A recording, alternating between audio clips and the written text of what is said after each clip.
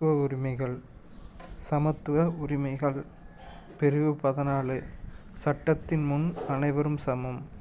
பிரிவு 15 மதம், இனம், சாதி, பாலினம் மற்றும் பிறப்பிடம் இவற்றின் அடிப்படையில் பாகுபடுத்துவதை தடை செய்தல். பிரிவு 16 பொது வேலைவாய்ப்புகளில் சம வாய்ப்பளித்தல். பிரிவு 17 தீண்டாமையை ஒழித்தல். பிரிவு 18 இராணுவ மற்றும் கல்விசார் பட்டங்களை தவிர மற்ற பட்டங்களை நீக்குதல்.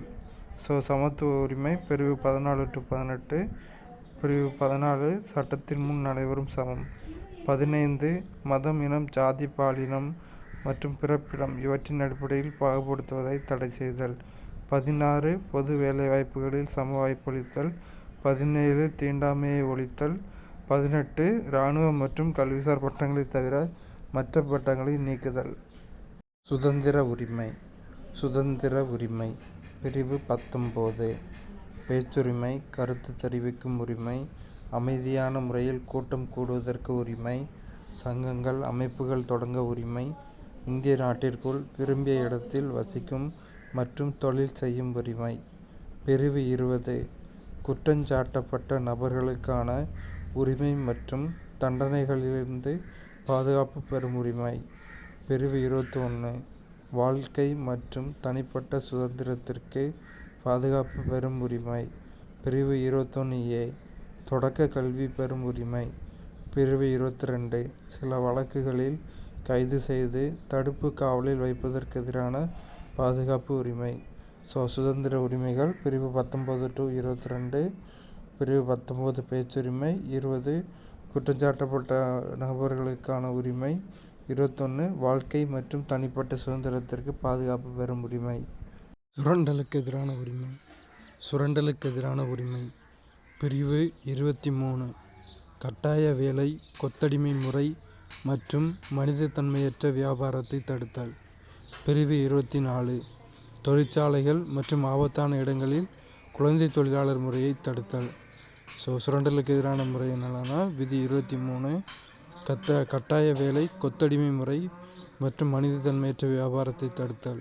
விதி 24 குழந்தை தொழிலாளர் முறையை தடுத்தல். தொழிற்சாலைகள் மற்றும் ஆபத்தான இடங்களில் குழந்தை தொழிலாளர் முறையை தடுத்தல்.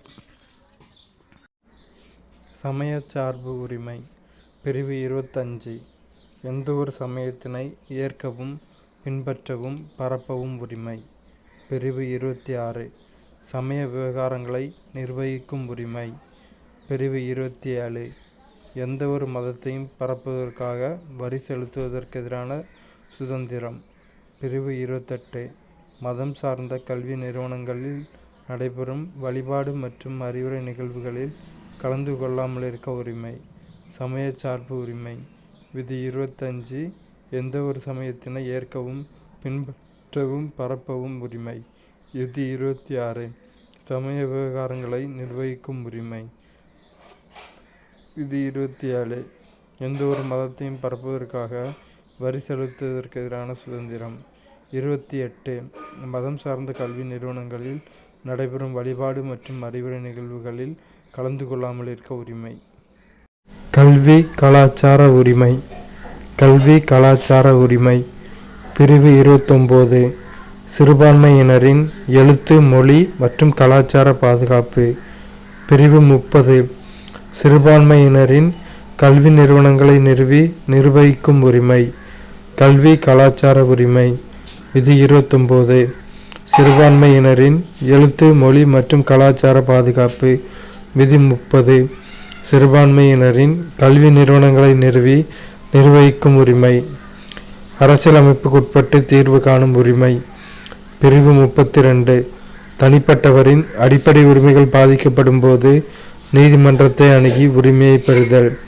அரசியலமைப்புக்குட்பட்டு தீர்வு காணும் உரிமை. விதி 32 தனிப்பட்டவரின் அடிப்படை உரிமைகள் பாதிக்கப்படும் போது நீதிமன்றத்தை அணுகி உரிமையை பெறுதல்.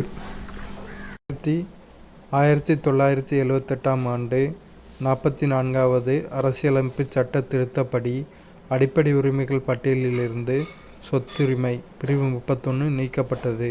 இது இந்திய அரசியலமைப்பு சட்டம் பகுதி 12 பிரிவு 300A வின் கீழ் ஒரு சட்ட உரிமையாக வைக்கப்பட்டுள்ளது. சொத்துரிமை வந்து அடிப்படை உரிமையிலிருந்து தூக்கிட்டு சட்ட உரிமையாக மாற்றி வைக்கிறாங்க. 1928ஆம் ஆண்டு 44th அமெண்ட்மெண்ட் பிரிவு 31 நீக்கப்பட்டு 300A கீழ் ஒரு சட்ட உரிமையாக வைக்கப்பட்டுள்ளது. 2002ஆம் ஆண்டு மேற்கொள்ளப்பட்ட 86வது அரசியலமைப்பு சட்ட திருத்தத்தின்படி இந்திய அரசியலமைப்பின் பிரிவு 45 திருத்தப்பட்டு பிரிவு 21A கீழ் தொடக்க கல்வி அடிப்படை உரிமையாக சேர்க்கப்பட்டுள்ளது. இந்த திருத்தம் மாநில அரசுகள் முன்பருவ மழலையர் கல்வியை 6 வயது வரையுள்ள குழந்தைகளுக்கு வழங்க அறிவுறுத்துகிறது. தற்போது அதிகார பகிர்வு என்பது மத்திய அரசு பட்டியலில் 100 துறைகள், மாநில அரசு பட்டியலில் 61 துறைகள் மற்றும் இரண்டுக்கும் பொதுவான பொதுப்பட்டியலில் 52 துறைகள் என்று மாற்றப்பட்டுள்ளது. 1976ஆம் ஆண்டு மேற்கொள்ளப்பட்ட 42வது அரசியலமைப்பு சட்ட திருத்தம் மாநில பட்டியலில் இருந்து 5 துறைகளை பொதுப்பட்டியலுக்கு மாற்றியது. அவை கல்வி, காடுகள், எடைகள் மற்றும் அளவுகள், பறவைகள் மற்றும் வனவிலங்குகள் பாதுகாப்பு மற்றும் உச்சநீதிமன்றம், உயர்நீதிமன்ற அமைப்புகளை தவிர பிற நீதிமன்றங்களின் நீதி நிர்வாகம் ஆகியனவாகும். 2004ஆம் ஆண்டு இந்திய அரசு செம்மொழிகள் எனும் புதிய வகைப்பாட்டினை ஏற்படுத்த தீர்மானித்தது. அதன்படி 6 மொழிகள் செம்மொழி தகுதியை பெற்றுள்ளன. அவை தமிழ் 2004ஆம் ஆண்டு, சமஸ்கிருதம் 2005ஆம் ஆண்டு, தெலுங்கு 2008ஆம் ஆண்டு, கன்னடம் 2008ஆம் ஆண்டு, மலையாளம் 2013ஆம் ஆண்டு மற்றும் ஒடியா 2014ஆம் ஆண்டு. 2004ஆம் ஆண்டு இந்திய அரசு செம்மொழிகள் எனும் புதிய வகைப்பாட்டினை ஏற்படுத்த தீர்மானித்தது. அதன்படி 6 மொழிகள் செம்மொழி தகுதியை பெற்றுள்ளன. அவை தமிழ் 2004ஆம் ஆண்டு, சமஸ்கிருதம் 2005ஆம் ஆண்டு, தெலுங்கு 2008ஆம் ஆண்டு, கன்னடம் 2008ஆம் ஆண்டு, மலையாளம் 2013ஆம் ஆண்டு மற்றும் ஒடியா 2014ஆம் ஆண்டு.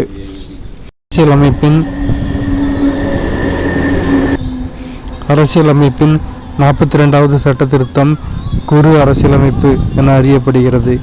அரசியலமைப்பின் 42வது சட்ட திருத்தம் குறு அரசியலமைப்பு என அறியப்படுகிறது. அமைச்சரவை திட்டக்குழு 1946 கீழ் அமைக்கப்பட்ட அரசியல் நிர்ணய சபையால் இந்திய அரசியலமைப்பு சட்டம் உருவாக்கப்பட்டது. இந்தியா ஒரு இறையாண்மை மிக்க சமதர்ம சமயச்சார்பற்ற ஜனநாயக குடியரசு என இந்திய அரசியலமைப்பின் முகவுரை கூறுகிறது. சிட்டிசன் என்ற சொல் சிவிஸ் என்ற லத்தீன் சொல்லிலிருந்து பெறப்பட்டது. இது கேட்பாங்க, எந்த மொழி சொல்லுன்னு கேட்பாங்க, லத்தீன். இதன் பொருள் ஒரு நகர அரசில் வசிப்பவர் என்பதாகும். Doctor B.R. அம்பேத்கரின் கூற்றுப்படி 32வது சட்டப்பிரிவு அரசியலமைப்பின் இதயம் மற்றும் ஆன்மா ஆகும்.